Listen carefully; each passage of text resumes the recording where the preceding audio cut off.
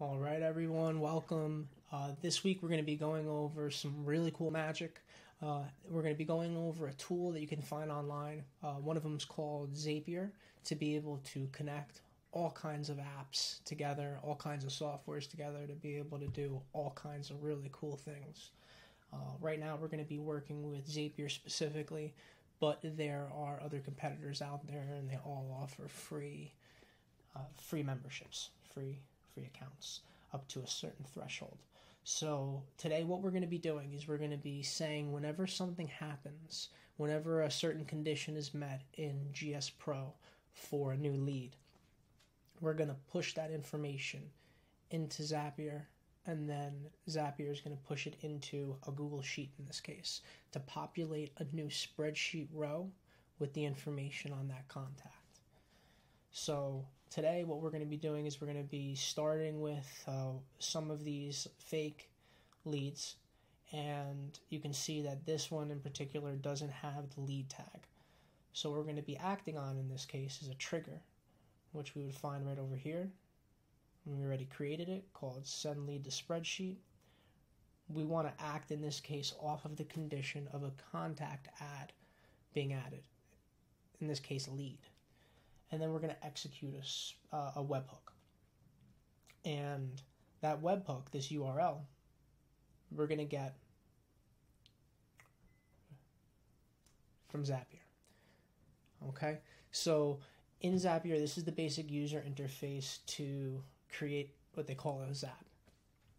You can set any kind of trigger, and then it sets off an action, they call these. Now, the first step in this case, we're doing catch hook. So we select webhooks, and we want to catch the webhook, continue. And now we're going to set up the trigger, and this is where we get our URL. We drop it into the trigger in GS Pro, save, activate, jump back in. Okay? Now from here we can test it. We can see that we've already tried it a few times and tested it. Let's test it out once more. All right, so over here we're going to add the lead tag to Caesar. When we do that and save, we're going to see his information not only populates here, but since we already built this out, you also see his information finish up all the way into the spreadsheet itself. So now let's continue. And how do we get it into the spreadsheet?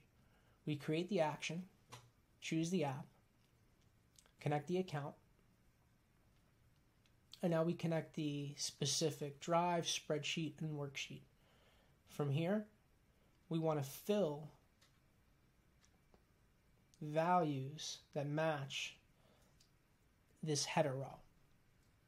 And the header row can be anything you want, but you want to write ahead of time the names of these fields to match the fields that you're pulling information in from, just to keep everything organized and clean for you. So now what we do is we populate it with his first name, last name, phone, and email. And still, even though it says no data, for him in particular, he has no phone number, you still want to put this in here, because if you don't, then the phone number is not going to appear for anyone who has a phone number either. It's an important thing to note. It's an easy mistake to make in the very beginning when you're building out these connections, and you can't wrap your mind around it for a while. And I tend to find that the answer is always something super simple in the end. So now once it's done, I can choose to retest.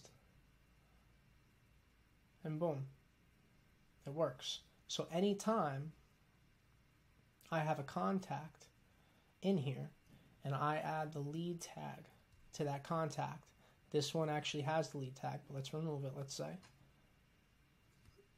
And we're going to add it. We're going to see that contact pop right in. Really cool. If anybody wants to go over any of the other ways you can update spreadsheets, or any of the other automations that we use ourselves that are useful to us, feel free to ask. We're always happy to help. And see you guys next week.